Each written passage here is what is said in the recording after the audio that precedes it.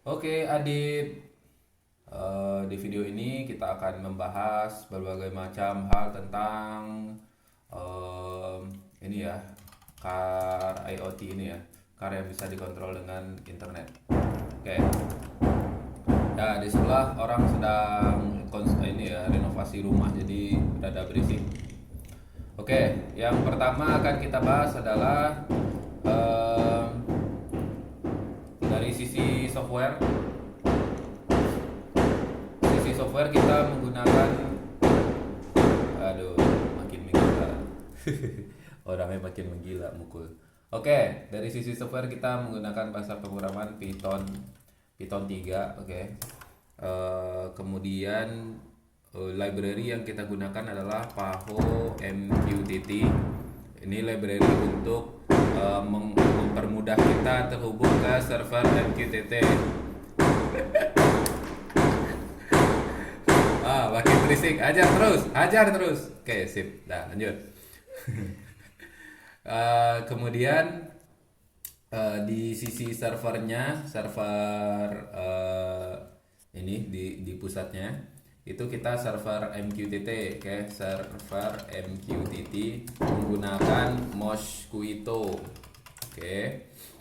Mosquito. Kemudian untuk remote-nya itu kan membutuhkan web server, itu menggunakan web server bernama Nginx. Oke. Kemudian untuk membuat tombolnya itu bisa diklik dan ketika diklik dia ngirim data, ngirim perintah ke MQTT-nya itu menggunakan JavaScript. Nah, makin berisik lah. Oke, JavaScript. Dah. Jadi ini semua software yang ini digunakan, oke. Nah, langsung aja kita lihat sisi software itu, sisi codingannya seperti apa. Coba ke terminal. Oke mas, Oke, ini di Nginx. Nginx ya. Oke. Em, di car. Oke. Codingnya itu seperti ini. Yang biasa apa itu? Biasa itu remote atau Oke, hapus saja ya. RM. Oke, codingannya seperti ini aja ya. Ada berapa file di sini? 3 Ada 3 apa itu? mqtt control.py, terus mqtt underscore remote.py, terus underscore py caca underscore itu kayaknya underscore py caca itu folder. Hmm, kayaknya enggak itu deh. Itu enggak. Yang kita bikin cuma 2 ya. Yang satu lagi itu nggak tahu datang dari mana. Oke, mungkin itu otomatis dibuat atau gimana. Yang kita bikin adalah mqtt remote.py sama control.py. mqtt remote.py ini sebenarnya semua bisa dibuat dalam satu file, cuman kita bikin terpisah biar lebih rapi aja. Jadi MQTT-nya di satu tempat, kontrolnya di satu tempat yang terpisah. Oke, kita lihat MQTT dulu. Msubel MQTT. Oke, ini dia codingannya. Total berapa baris? 34 34. Oke, yang pertama kita import dulu apa aja yang kita butuhkan. Di sini kita import apa nih? JSON. Import JSON. Kenapa kita import JSON? Kita membutuhkan library JSON karena proses mengirim perintah dari JavaScript itu sampai ke Raspberry Pi itu dengan format JSON agar bisa lewat banyak data sekaligus, tidak hanya satu variabel. Biar variabelnya bisa banyak, kita pakai JSON. Nah, untuk bisa mengeksekusi perintah-perintah JSON, kita membutuhkan library JSON. Sip. Bawahnya ada import apa? paho.mqtt. Nah, ini dia import PAHO MQTT. Untuk kita bisa menggunakan perintah-perintah MQTT dengan mudah, kita perlu mengimport library MQTT. Sebentar, ini ada notifikasi aku. Ya, itu dulu. Ini orang sebelah mukulnya makin emosi ya. Oke, di bawah PAHO MQTT. Import subproses. Oke, import subproses ini dibutuhkan untuk bisa mengeksekusi perintah-perintah di dalam terminal Raspberry Pi dari script Python. Karena kita kan nanti akan ada perintah untuk mematikan si Raspberry Pi-nya. Matikan dulu alarmnya. Oke, mematikan Raspberry Pi-nya dari jauh, artinya kita harus bisa mengeksekusi perintah power off dari script Python. Kan perintah power off itu kan harusnya di terminal. Ini kan power off gitu kan. Tapi gimana caranya power off ini dijalankan dari script bukan dari terminalnya, maka kita membutuhkan library subprocess ini gitu. Oke. Nah, terus apa lagi di bawahnya? Input underscore remote. Oke, kita membuat sebuah variabel kosong. Variabel kosong itu input underscore remote. Isinya itu sebenarnya JSON, tapi JSON-nya itu kosong, tidak ada nilainya atau nol atau false gitulah. Oke. Kemudian di bawahnya kita juga membuat variabel power ya. Iya, power underscore input. Power underscore input itu juga JSON juga, isinya juga masih false itu nanti akan diisi oleh si MQTT-nya, tapi kita definisikan dulu di atas. Oke, kemudian kita buat function di sini. Ada dua kelompok function. Kelompok function yang pertama itu adalah untuk MQTT si power untuk mematikannya itu. Oke, kemudian ketika dia connect, ini apa yang terjadi, dan ketika ada pesan masuk apa yang terjadi. Kemudian kelompok yang kedua itu adalah dua buah function juga untuk si MQTT-nya mengontrol untuk maju mundur dan belok kiri kanan ketika dia connect apa yang terjadi, dan ketika function untuk ketika ada pesan masuk apa yang terjadi. Oke, ketika ada dua-duanya sama, ketika ada pesan masuk yang terjadi itu adalah diisi variabel yang tadi di atas itu, variabel dua buah ini. Oke, jadi variabelnya masih kosong. Ketika ada pesan masuk dari MQTT, variabel itu diisi. Nah, ketika sudah diisi, udah sampai situ aja file ini sebenarnya. Di bawah ini cuma mengisi ini, mendefinisikan objeknya aja, objek dari MQTT-nya itu apa gitu. Objeknya itu dia connect kemana, portnya berapa, username-nya apa, passwordnya apa, topiknya apa gitu. Kemudian dia di start. Nah kayak jadi file MQTT-nya cuma itu aja. Cuma yang satunya lagi, tadi kan ada MQTT underscore remote.py, isinya cuma kayak gitu. Kemudian jadi di dalam file mqtt.py tadi itu dia setiap ada pesan masuk dia akan mengisi variabel yang tadi kita buat. Nah, variabel tadi dipanggil di file satunya yang control.py. Kita lihat subal control.py. Nah, ini dia. Oke. Jadi ini atau biarkan warna merah aja kali ya biar gampang ya. Oke. Jadi ini dia. Ya, di import yang pertama apa itu? Import MQTT underscore remote. Nah, jadi itu. Tadi kan kita punya sebuah file bernama mqtt underscore remote.py. Nah, sekarang kita import file itu di dalam file ini. Caranya adalah import nama filenya apa. Tidak pakai .py. Nah, jadi kita import di sini mqtt underscore remote. Di bawahnya kita import Time. Import time ini agar bisa sleep ya, agar bisa delay. Nanti kita membutuhkan beberapa kali delay untuk menahan prosesnya sementara. Kemudian kita import from subproses lagi now. karena kita akan mengeksekusi, mematikan si Raspberry-nya itu di file ini sebenarnya. Oke, jadi kita import lagi itu si subproses. Kalau yang import time sleep di atas, karena kita akan menggunakan perintah sleep, maka kita perlu mengimport time itu. Oke. Terus import rpi.gpo. Oke, import gpi.gpo itu karena kita akan membutuhkan akan menggunakan pin GPIO dari Raspberry Pi. Jadi kita harus mengimport library GPIO ini. Oke, lanjut di bawahnya. Servo sama dengan. Oke, kita definisikan servonya di pin berapa. Kemudian servo itu cuma butuh satu pin. Sedangkan motor DC yang di belakang itu butuh 2 pin CL298 itu untuk gerak maju sama gerak mundur. Nah, kita definisikan satu persatu dia di pin berapa aja. Terserah di pin berapa aja, teman kita pilih pin yang ujung-ujung biar nggak perlu ngitung jauh-jauh kalau mau pasang pin, karena di Raspberry Pi tidak ada nomor pin.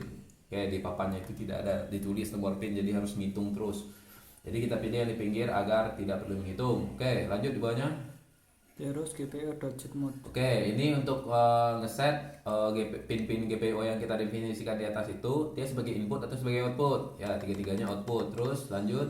Terus PWM. Oke. Karena tiga-tiganya adalah PWM, kita definisikan PWM-nya si pin-pin tadi. Jadi kita udah tentukan pinnya apa, terus kita tentukan dia sebagai input atau output, kita tentukan sebagai output. Nah, kalau dia outputnya itu digital atau PWM biasa aja. Nah, kita pilih PWM. Nah, kita definisikan sebagai PWM ketiga-tiganya. Oke, kalau udah ketiga-tiganya bawahnya. PWM underscore servo dot chain duty cycle. Oke, kita set dia chain duty cycle ini kan untuk ini ya, untuk mengubah pergerakan dari servo atau mengubah kecepatan dari motor DC. Dua-duanya sama. Nah, pertama kali dijalankan scriptnya, set dia ke 0 dulu semuanya. Set dia ke 0, set dia ke paling awal, set dia ke tengah, normal semuanya dulu sebelum dia apa-apakan. Oke, lanjut bawahnya kelompok berikutnya. PWM underscore servo itu udah tadi. Yang ini nih. Time PWM underscore servo chain duty cycle 5. Oke, nah ini nih kan ketika kita menjalankan menyalakan mobilnya pertama kali kan roda depannya itu langsung gerak ke kanan, ke tengah, ke kiri, ke tengah lagi. Nah ini dia. Oke, kita gerakan dia ke kanan, delay setengah detik, gerakan ke tengah, delay setengah detik, gerakan ke kiri, delay setengah detik, gerakan ke tengah lagi. Oke, nah itu dia. Nah bawahnya try. Nah, try ini maksudnya adalah jadi di codingan itu kan biasa ada try, di bawahnya itu ada except. Nah, try ini maksudnya selama yang accept ini tidak dilakukan, maka lakukan yang try ini. Tapi kalau acceptnya udah dilakukan, hentikan semuanya. Itu maksudnya ya. Jadi dia ada try di sini. Di dalam try itu ada while true. Maksudnya while true itu selama isi di belakang while ini selalu true, maka dia akan terus diulang-ulang. Nah, true-nya itu kebetulan sekarang kita nggak pakai function, tapi langsung aja kita tulis true, sehingga dia script ini akan terus diulang-ulang sampai dia benar-benar dihentikan, tidak akan pernah berhenti script ini. Oke, nah isi isi yang akan diulang-ulang secara terus-menerus itu yang pertama kita akan ngecek isi dari variabel powernya tadi. Jadi variabel power itu kan kalau belum ada pesan dia akan false. Nah, tapi kalau sudah ada pesan, dia akan membaca isi pesan itu. Kalau isi pesannya itu true, maka dia akan bernilai true si variabel itu yang kita panggil dari atas tadi yang import itu ya. Oke. Di sini akan dicek jika nilai power itu menjadi true, maka hentikan semua proses, kembalikan PWM-nya ke 0, berapapun nilainya kembalikan ke 0, stop semua PWM dan clean up GPIO-nya. Kenapa kalau GPIO ini tidak di clean up, untuk menjalankan berikutnya dia akan error. Nah, itu yang terjadi tadi malam ketika kita menyalakan pertama kali Raspberry Pi-nya, scriptnya tidak dijalankan karena sebelumnya kita mematikan Raspberry secara paksa, tidak mematikan secara baik-baik, sehingga GPIO tidak clean. Nah, makanya sekarang kita harus mematikan Raspberry itu secara baik-baik setiap kali selesai digunakan agar ketika dinyalakan lagi berikutnya GPIO-nya itu dalam keadaan clean dan siap untuk menjalankan script lagi. Nah, setelah GPIO di-clean-kan, maka shutdown dia. Itu perintahnya, power off tadi. Makanya kita import yang sub proses tadi karena kita akan mematikan di sini. Nah, itu if. Itu isi if dari jika itu tadi powernya itu ada isinya, oke, ada perintah untuk mati. Nah, keluar dari if itu akan ada if lagi apa tuh? If ya bukan? If, ya.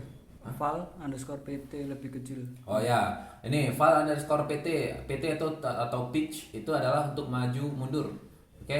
Nah, jika variabel pitch itu tadi ada isinya, kan kita di file sebelumnya tadi mendefinisikan ya input underscore remote isinya itu pitch sama roll. Nah, jika pitch-nya itu ada isinya, maka lakukan hal di bawah ini. Nah, yang dilakukan adalah apa itu, Mas? Oh ya, dicek dulu dia positif atau negatif. Oke, kalau dia besar dari 0 berarti positif kan? Berarti dia disuruh maju. Nah, disuruh maju. PWM itu kan dari 0 sampai 100%. Sedangkan kita ngasih inputnya itu dari minus 10 sampai 10.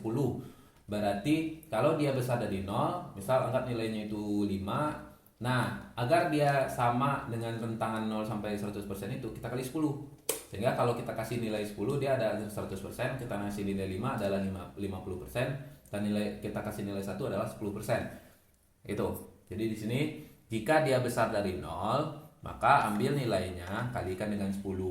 Setelah dikalikan ke 10, change duty cycle di situ. Change duty cycle menjadi nilai val underscore PT itu.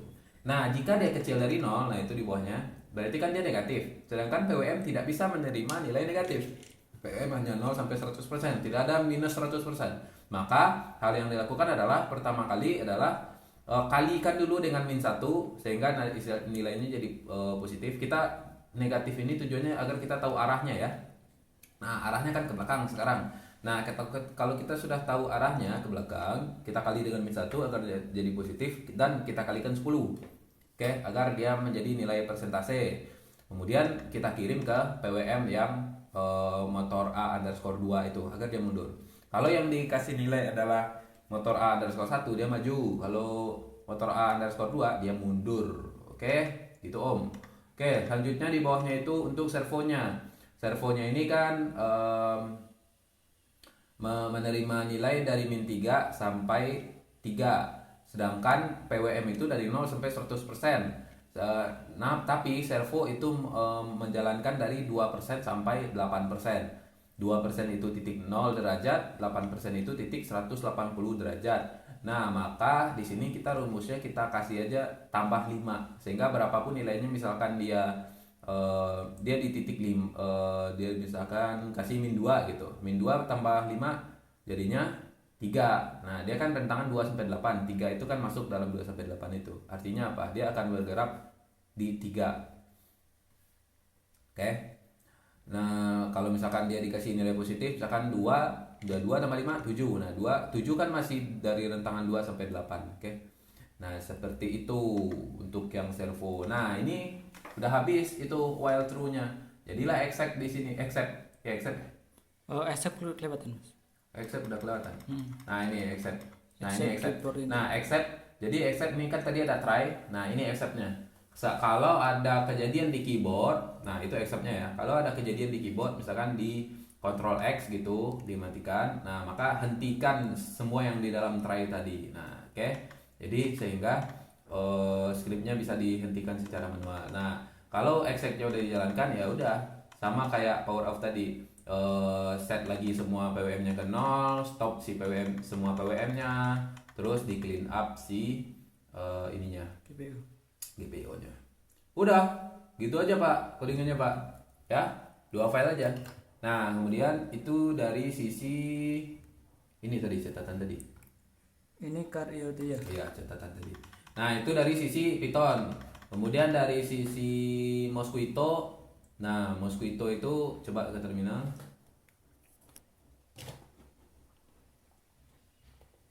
Mas. Oke, kita masuk ke server yang di Singapura, SSH root at iot.nocturlab.com. Oke, masuk. Nah, di sini kita pakai Mosquito. Cara install Mosquito seperti apa? apt install Mosquito. Udah selesai. Enter, jalankan. Di sini karena sudah terinstall, tidak diinstal lagi. Kemudian kita satu lagi tadi butuh Nginx. Nah, cara install Nginx gimana? apt install Nginx. Sudah selesai. Gitu aja. Ya. Gak susah-susah. Nah, Mosquito itu udah tinggal dipakai aja. Kemudian si Nginx-nya itu ada di cd/var www.html. Nah, di sini dah. Nah, ini semua file dari itu aja, si remote-nya itu yang tampil di halaman yang biru-biru itu, yang tombol-tombolnya itu. Oke? Nah, di sini karena tidak bisa dibuka langsung, kita lihat yang di laptop aja. Tapi isinya sama persis. Ada index, ada CSS, ada JavaScript. Oke? Oke, di sini di Car. letaknya di. Nah, ini dia. Oke, isinya sama seperti ini. Ada index.html, ada CSS, ada JS. Index.html ini untuk mendefinisikan elemen apa aja yang akan ada di situ. Di situ ada tombol Pak, di situ ada input Pak, di situ ada apa lagi? Ada kotak Pak, kayak gitu. Nah, si CSS-nya memberikan style, memberikan tampilan, memberikan desain kepada elemen-elemen tadi. Tombolnya bikin abu-abu Pak, backgroundnya bikin biru Pak. Apa lagi? Posisinya taruh di tengah Pak. Kotak tadi posisikan di tengah. Kalau dia dibuka di HP, buat dia mengecil secara otomatis lah kayak gitu. Itu di CSS semuanya. Nah, JS dialah JavaScript inilah yang memberikan action ke tiap-tiap tombol tadi. Kalau tombolnya diklik, kirim perintahnya Pak. kalau kalau keyboard ini ditekan, kalau yang ditekan itu adalah keyboard panah atas, maka perintah yang dikirim ini. Kalau dilepaskan, maka perintah ini. Nah, itu di JavaScript semuanya. Jadi kalau HTML isinya subel index. Nah, ini dia ya. Isinya itu ya ini, berapa total barisnya semua ini? 219. Berapa? 219. Nah, itu dia. Yang tombol-tombolnya itu ada di button. Nah, ini button semua ini. Terus yang itunya tulisannya itu ada di input. Ya, input itu semua ya. Banyak ya. Sip. Itu HTML biasa aja. Kemudian subal kalau yang CSS coba ngasih warna aja, langsung aja ke JS. Kemudian utils.js. Nah, di sini dia posisinya. Total berapa baris? 422. 422. Secara singkat di sini, waduh, kalau dijelasin terlalu banyak ya. Secara singkat, pertama kali JavaScript-nya itu pertama kali halamannya dibuka itu tampilkan dulu halaman login. Coba ke Chrome.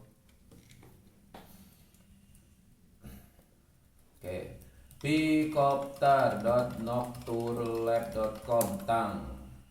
Nah, pertama kali diakses tampilkan dulu halaman login. Nah, ini dia. Nah, itu tugas JavaScript. Jadi di belakang halaman ini sebenarnya udah ada datanya, tapi kita timpa dengan sebuah halaman. Dan kalau sudah login, edit aja. Nah, maka sembunyikan halaman tadi. Nah, itu masih JavaScript yang bekerja itu. Sembunyikan halaman login tadi. Nah, itu masih JavaScript. Nah, kemudian di sini ada tombol. Tombol ini tidak bisa diklik. Sorry, waktunya terlalu panjang untuk mengerjakan itu. Untuk kontrolnya hanya bisa via laptop, yaitu dengan panah atas bawah seperti ini. Nah, itu JavaScript juga. Jadi ketika tombol panah atas yang diklik, maka kirim datanya. Ketika panah bawah, kirim datanya. Ketika dilepaskan, jangan kirim. Ketika yang kanan diklik, kirim data yang berbeda lagi. Dilepaskan, jangan kirim. Ketika panah kiri, kirim data yang berbeda lagi. Ketika dilepaskan, jangan kirim. Nah, itu semuanya diatur di JavaScript. JavaScript coba ke sebelum lagi.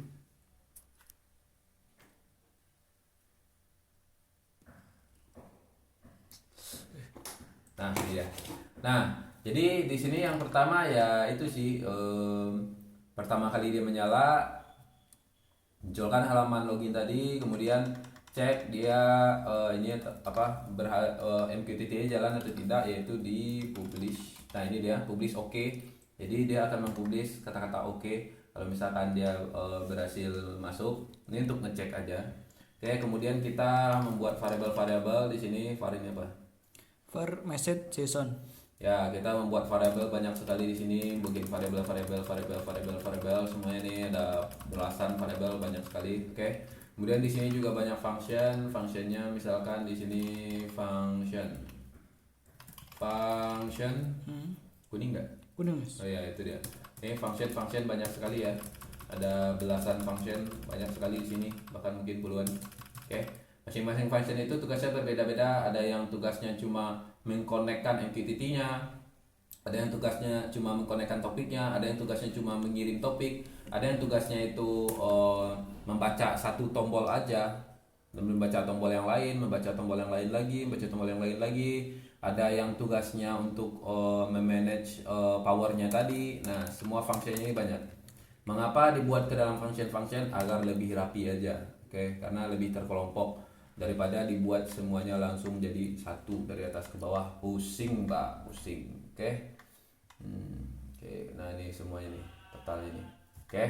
Kalian lihat aja JavaScript. Cara lihat JavaScriptnya itu gampang aja. Ke Chrome lagi. Mas. Nah, ini kan buka Picopter ini, kemudian langsung aja Ctrl S. Nah, Ctrl S simpan di laptop, dapat tuh JavaScriptnya. Cari yang utils.js. Oke, gitu aja sih, Pak. Kemudian jangan lupa setiap selesai menggunakan Raspberry Pi-nya, matikan secara baik-baik dengan menekan tombol X. Setelah login tekan tombol X, maka dia akan kirim perintah mati ke Raspberry Pi. Kemudian perintah di halaman ini cuma itu aja, panah atas bawah kiri kanan sama perintah huruf X di sini. X. Udah, itu aja perintahnya. Tidak ada halaman logout juga. Kalau mau logout di refresh aja dia langsung logout. Karena lu Matikan. matikannya pakai X. Oke. Tapi harus login dulu. Kalau tidak login tidak bisa kirim X.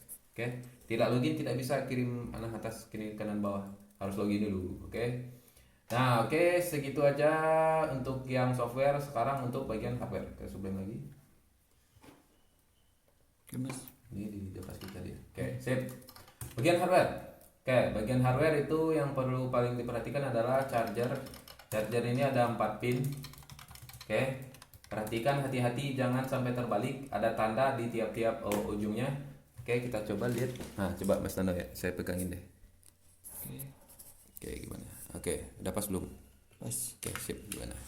Oke, perhatikan tuh. Kalau untuk charger, hati-hati. Jadi di charger, di sisi charger dan di sisi mobilnya sendiri, dua-duanya ada tanda. Samakan tanda itu. Tandanya apa? Warna hitam. Adanya warna hitam. Warna hitam di salah satu sisi. Nah, jadi cabut dulu Raspberry Pi-nya, cabut dulu power dari Raspberry Pi-nya, kemudian baru Sebentar. Powernya ini. powernya itu tuh untuk powernya. Oke, Nanti tinggal dicolok. kalau mau dipasang dicolokkan celup Nah, tuh. gini. Ya, kalau udah selesai dicabut. Sudah selesai. Nah, kalau mau ngecas pastikan dicabut dulu semuanya. Bukan semua ya, dicabut yang satu itu, yang jack DC itu. Dicabut. Nah, baru dipasangkan ke charger. Oke. Jangan chargernya dulu pasang ke listrik. Ini dulu, baterai dulu pasang ke charger. Oke. Baterai dulu pasang ke charger, jangan sampai terbalik. Ada item-itemnya. Ada item-itemnya. Oke. kayak gini. Pastikan tidak ada yang bengkok, udah kokoh. Nah, baru pasang chargernya itu ke listrik seperti biasa kemarin. Oke. Kemudian yang perlu diperhatikan satu lagi adalah servo depan. Servo depan kalau pertama dinyalakan itu kadang dia tidak lurus. Oke. Kita coba nyalain aja, Mas. Nyalain. Ya, nyalain aja. Coba. Nah, itu dia. Pertama kali nyala dia kasih tanda zut gitu. Nah, kita lihat habis ini karena terakhir matinya itu kita matikan secara baik-baik. Harusnya dia jalan nih. Dia tanda dia bekerja itu ini. Roda depannya langsung ke kanan, ke tengah, ke kiri, ke tengah lagi. Kita tunggu. Coba pegang, Mas. Itu hidung gatal. Kalau lagi megang sesuatu hidung gatal. Oke, lama juga ya.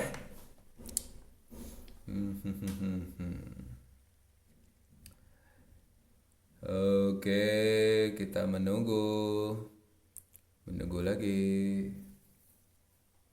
Raspberry-nya udah hijau. Sudah mas.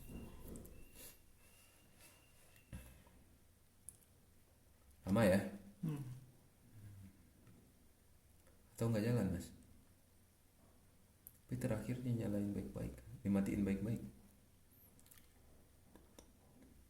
Oh ya, sambil nunggu itu di belakang komponen-komponennya ya, di belakang ada L298. Oke. L298 itu nyambung ke Raspberry Pi, pin input 1 dan input 2-nya, dan pin powernya langsung ke regulator 5 volt.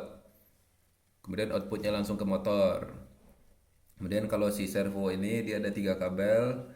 Positifnya itu langsung ke regulator 5 volt, negatif dan inputnya itu negatif dan datanya, input datanya itu langsung ke Raspberry Pi juga.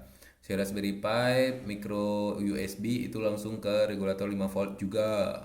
Oke. Baterai di bawah dirangkai seri 3. Ini kok nggak nyala ya, Mas ya? Ya udah cabut dulu, cabut terus pasang lagi.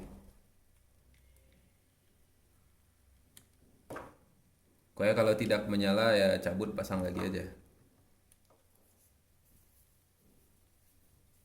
Pokoknya tanda dia menyala itu adalah dia roda depannya itu bergerak 4 kali.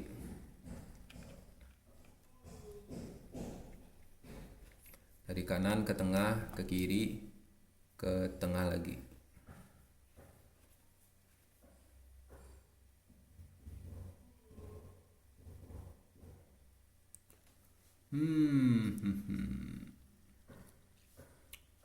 Ini rodanya di tengah nggak sekarang? Enggak. Nggak, belok ya? Belok. Belok kemana? Oh iya, belok ke ini ya. Itu dia. Oke, itu dia. Oke. Jadi itu dia. Tanda dia menyala. Oke. tanda dia menyala ya. Dan sekarang kebetulan rodanya lurus ya, Kurang lurus. kurang lurus ya. Nah, kalau kurang lurus seperti ini, apa yang harus dilakukan? Nah, Oh, coba. sudah lurus. Udah lurus. Kurang dikit, kurang dikit. Kurang dikit. Nah, kalau kurang dikit seperti itu, jadi sebelum mobilnya dijalankan, ini dulu luruskan dulu rodanya itu, tuh sampai bunyi klak klak klak gitu loh. Paksa aja, dia emang keras itu. Dikit. Jangan Nah, dipaksa dikit, banget. jangan terlalu dipaksa-paksa, nanti patah. Sip. Patah panjang urusannya, dosanya ngamuk-ngamuk. Nah, itu diluruskan. Oke, jadi diluruskannya itu pakai perasaan ya. Jadi bagaimana caranya dia sedikit dibikin gearnya itu lompat sedikit tek tek. Nah, gearnya itu lompat gitu ke sebelahnya biar lurus dia. Nah, kalau udah lurus seperti ini, udah siap menerima perintah. Nah, kalau mau dimatikan, ingat matikan secara baik ke Chrome. Mouse-nya